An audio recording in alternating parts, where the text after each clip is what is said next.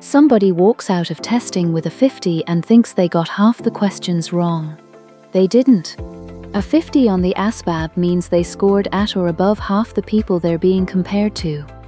Those are completely different sentences, and the second one is the true one, and the group they're compared against is not the room they tested in. It's a fixed group chosen once, and we'll show you exactly who it is. It's a rank, that's the whole correction. The number tells you where you stand in a line, not how much you got right. Last time we split the AFQT from the line scores that build your job list. Today we go all the way into that first number, because most of the panic about it comes from misreading it. The scale runs 1 to 99. It looks like a school percentage, and that's the trap. 99 isn't 99% correct. It means you'd place at or above 99% of that comparison group. So a 50 is genuinely the middle. Not a near miss, not a bad day. The middle is what a 50 is designed to mean. Kai, do the arithmetic that makes this land. Somebody scores a 60. What have they actually done?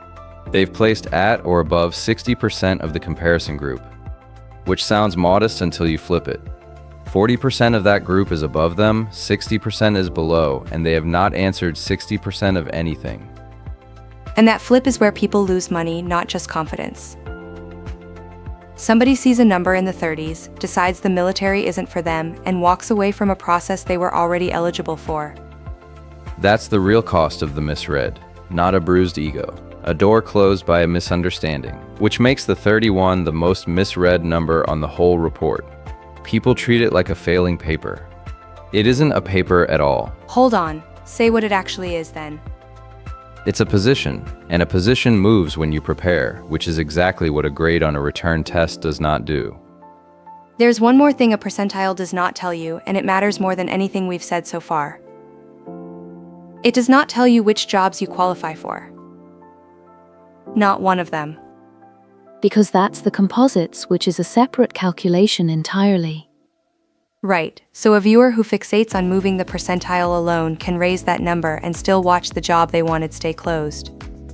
The percentile opens the door. It does not choose the room. One thing before we go further. Everything in this episode is drillable for free on certs.professorerica.com. There are free ASVAB practice questions sorted by subtest, so you can work the exact section that's dragging your number down. So the question worth putting on screen is the one everybody asks in the parking lot afterwards. Word for word. If a 50 is average, what number do I actually need? And you don't have to take our word for any of this. The Department of Defense publishes it on the official ASVAB site on the page called Understanding ASVAB Scores. The wording we've been quoting is sitting right there in the open. It's a rank. Now let's meet the people you're ranked against. Let me pause for just a second because this genuinely helps. If you are getting value here, hit that like button, then subscribe and ring the bell. It costs you nothing, and it is the single biggest thing that keeps these videos coming.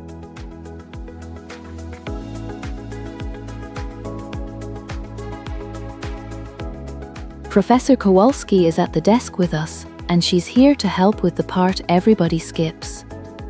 The reference group. Because a percentile is meaningless until you know what it is measuring you against, and almost nobody who sits this test is ever told.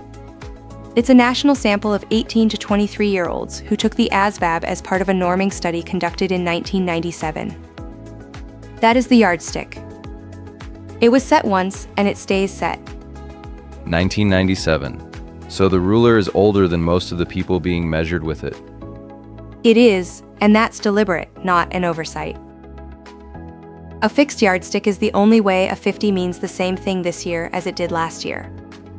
Which has a consequence people almost never follow through on. You are not competing against the people sitting in the room with you. Nobody in that room can push your number down by doing well, and nobody can lift it by doing badly. The comparison was settled long before any of you walked in.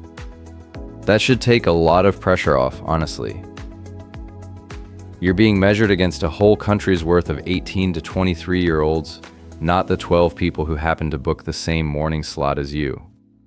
There's a second scale underneath the percentile, and it's the one doing the real work. Every subtest produces a standard score first. On that scale, about half the population sits at or above 50, and about 16% sits at or above 60.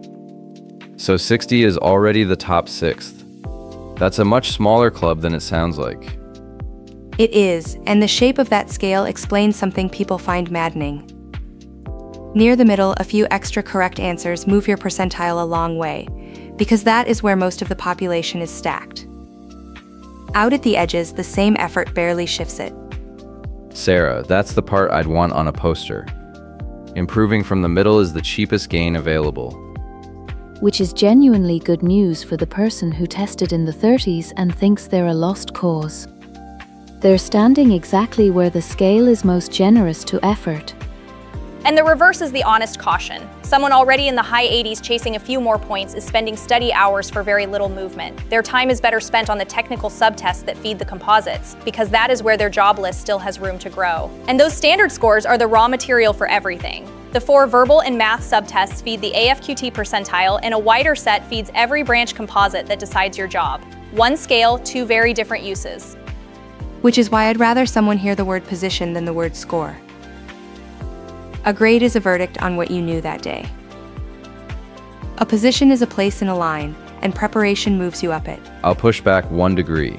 That framing is true, and it can also make people complacent. A position that moves still only moves if you actually do the work, and the retest calendar is unforgiving. A month before your first retest, another month before the second, then 6 months between attempts after that. That's fair, and worth saying plainly. Encouraging is not the same as easy. Put the 2 published anchors on the board together. Half the population sits at or above 50. Only about 16% sits at or above 60. Those are the only 2 fixed points you need to place yourself. So here's where we land. Your AFQT is a percentile, which is a rank against a fixed national sample from 1997, not a percentage of questions you got right. A 50 is the middle. A 31 is a starting position, not a failing paper. Go and look at your own report tonight and read that number as a place in a line, because that's what it is. And the line is not fixed, only the yardstick is. Professor Kowalski, thank you. Seconded. The room you test in point is the one I'll be repeating. Anytime. If this cleared up what that number actually means, hit like and subscribe. We're going one subtest at a time from here. Before we go, tell us in the comments. What did you think your ASVAB score meant before today? Read it as a position, not a verdict. See you at the next one.